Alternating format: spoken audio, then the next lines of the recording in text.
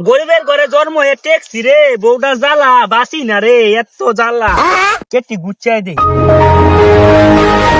তো অবস্থা রে, সর্বনষ্টই হয়েছে। মাতবর সাহেব এদিকে আসেন, একটু শুনে যান। মাতবর সাহেব, কি হক মিয়া? মাতবর সাহেব, মাস তো শেষ হয়ে গেছে, এই মাসে একটু আমার পাওনাটা বেশি লাগবো।